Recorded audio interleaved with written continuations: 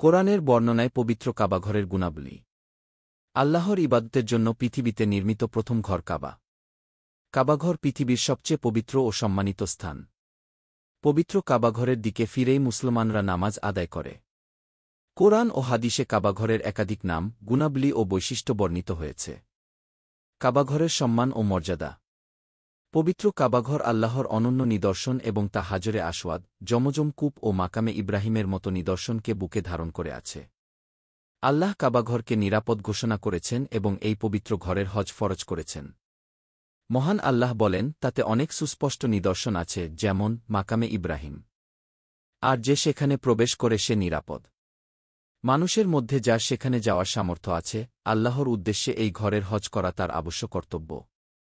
যে প্রত্যাখ্যান করু সে জেনে রাখুক, আল্লাহ বিশ্বজগতের মুখাপেক্ষী নন। সূরা আলে ইমরান আয়াত ৯-৭। রাসূলুল্লাহ সাল্লাল্লাহু আলাইহি ওয়াসাল্লাম বলেন, যে এই ঘরের হজ করল এবং অশ্লীলতায় লিপ্ত হল না, আল্লাহর অবাধ্য হল না, সে সদ্যপ্রসূত শিশুর মতো নিষ্পাপ হয়ে হজ থেকে ফিরল। সহিহ বুখারী হাদিস ১৫২১। কাবাঘরের নামগুলো। কোরআন ও হাদিসে কাবাঘরের ৭টি নাম পাওয়া যায়। তা হল: ১. বাইতু। পবিত্র কোরআনে ১-৫ বার বাইত শব্দ দ্বারা কাবাঘরকে ব্যক্ত করা হয়েছে। কখনও শুধু বাইত শব্দটি এসেছে, আবার কখনও এর সঙ্গে যুক্ত হয়েছে সর্বনাম ও বিশেষণ। আরবি বাইত শব্দের অর্থ ঘর।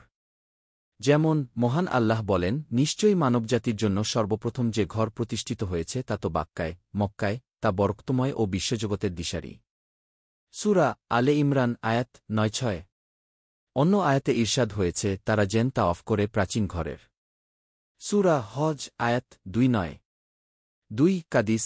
আল্লামা আজরাকি রহমাতুল্লাহ আলাইহি বলেন, প্রাচীনকালে আরবের লোকেরা কাবাঘরকে কাদিস বলত, যার অর্থ পবিত্র। লিসানুল আরবে কাদিসের একটি অর্থ লেখা হয়েছে বাইতুল হারাম বা কাবাঘর। আকবারু মক্কা ১. লিসানুল আরব ৬১৭০। ৩. নাজির। শাব্দিক অর্থ মানতকারী, তবে তা মানতের স্থান অর্থে ব্যবহৃত হতো। আল্লামা আজরাকি রহমাতুল্লাহ আলাইহি বলেন, প্রাচীনকালে আরবের লোকেরা কাবাঘরকে নাজির বলত, কেননা কাবাঘরের উদ্দেশ্যে নানা জিনিসের মানত করা হতো। আকবারু মক্কা ১২৮০। ৪. নাদির। নাদির শব্দটি নাদরাতুন থেকে এসেছে। নাদরা হল এক প্রকার বিরল ও মূল্যবান রত্ন, যা স্বর্ণের খনিতে পাওয়া যায়। তুলনাহীন ও মূল্যবান অর্থে কাবাঘরকে নাদির বলা হতো। কামুসুল মুহিত পৃষ্ঠা ৬১৯। ৫. বানিয়াহ। শাব্দিক অর্থ স্থাপত্য বা শ্রেষ্ঠ স্থাপত্য। আল্লামা ইবনে আশির রহমাতুল্লাহ আলাইহি বলেন, কাবাঘরকে বানিয়াতু ইব্রাহিম বলা হতো, কেননা তিনি তা নির্মাণ করেছিলেন। পরবর্তী সময়ে অধিক ব্যবহারের কারণে তাতে সংকোচন ঘটে এবং বানিয়াহ শব্দে রূপান্তরিত হয়। হাদিসেও কাবাঘর বোঝাতে বানিয়াহ শব্দ ব্যবহৃত হয়েছে। আনিহা ফি গারিবিল হাদিস ওয়াল আশার ১১৫৮। মুসনাদে আহমদ হাদিস ১৫৮৩৬। ৬. দাওয়ার। আল্লামা ইবনে মানজুর রহমাতুল্লাহ আলাইহি দাওয়ারকে কাবাঘরের একটি নাম হিসেবে উল্লেখ করেছেন।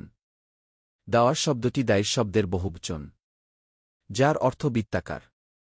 যেহেতু কাবাঘরকে ঘিরে মানুষ তাওয়াফ করে, তাই তাকে দাওয়ার বলা হয়।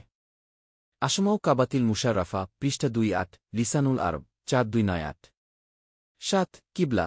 পবিত্র কোরআনে কাবাঘরকে কিবলা নামে উল্লেখ করা হয়েছে। ইরশাদ হয়েছে, তুমি এ যাবৎ যে কিবলা অনুসরণ করছিলে তাকে আমি এই উদ্দেশ্যে প্রতিষ্ঠিত করেছিলাম, যাতে জানতে পারি কে রাসূলের অনুসরণ করে এবং কে ফিরে যায়। সূরা বাকারাহ আয়াত ১৪৩। কাবাঘরের বৈশিষ্ট্য ও গুণাবলী। কোরআন ও হাদিসের আলোকে কাবাঘরের গুণাবলী ও বৈশিষ্ট্যগুলো তুলে ধরা হল। ১. পথপ্রদর্শক। পবিত্র কাবাকে আল্লাহ মানুষের জন্য পথপ্রদর্শক বানিয়েছেন। ইরশাদ হয়েছে, নিশ্চয়ই মানবজাতির জন্য সর্বপ্রথম যে ঘর প্রতিষ্ঠিত হয়েছে তা তো বাক্কায়, মক্কায়, তা বরকতময় ও বিশ্বজগতের দিশারি। সূরা আলে ইমরান আয়াত ৯-৬।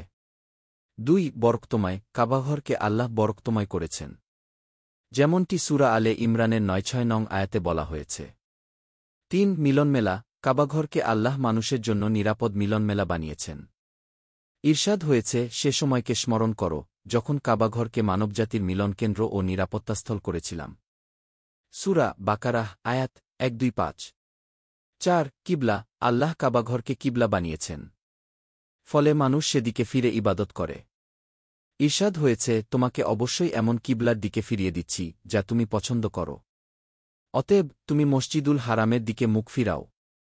সূরা বাকারাহ আয়াত 144। 5 কল্যাণের উৎস। মহান আল্লাহ বলেন, পবিত্র কাবাঘর, পবিত্র মাস, কোরবানির জন্য কাবায় প্রেরিত পশু ও গলায় মালা পরিহিত পশুকে আল্লাহ মানুষের কল্যাণের জন্য নির্ধারিত করেছেন। সূরা মাইদা আয়াত 9-7। 6 সম্মানিত। ইব্রাহিম আলাইহি ওয়াসাল্লাম কাবাকে সম্মানিত ঘর আখ্যা দিয়ে আল্লাহর কাছে দোয়া করেন, হে আমাদের প্রতিপালক! আমি আমার বংশধরদের কতককে বসবাস করালাম অনুর্বর উপত্যকায় তোমার সম্মানিত ঘরের কাছে। সূরা ইব্রাহিম আয়াত 3-7। 7 পবিত্র। নির্মাণকাল থেকে কাবাঘরকে আল্লাহ পবিত্র করেছেন। ঈর্ষাদ হয়েছে, স্মরণ করো, যখন আমি ইব্রাহিমের জন্য নির্ধারণ করে দিয়েছিলাম সেই ঘরের স্থান, তখন বলেছিলাম, আমার সঙ্গে কোনো শরিক স্থির করো না এবং আমার ঘরকে পবিত্র রেখো তাদের জন্য, যারা তাওয়াফ করে, যারা নামাজে দাঁড়ায়, রুকু করে ও সিজদা করে। সূরা হজ আয়াত 2-6। 8 প্রাচীন। কাবাঘর পৃথিবীর প্রাচীনতম ঘর। কোরআনে কাবাকে প্রাচীন বিশেষণে বিশেষায়িত করা হয়েছে। আল্লাহ বলেন, অতঃপর তারা যেন তাদের অপরিচ্ছন্নতা দূর করে, তাদের মানত পূর্ণ করে এবং তাওয়াফ করে প্রাচীন ঘরের। সূরা হজ আয়াত 2-9। আল্লাহ সবাইকে পবিত্র কাবাঘরের জিয়ারত নসিব করুন। আমিন। দিন প্রচারের উদ্দেশ্যে ভিডিওটি শেয়ার করুন। লাইক, কমেন্ট, ফলো এবং চ্যানেলটি সাবস্ক্রাইব করে পাশে থাকবেন। জাযাকাল্লাহ খৈরান।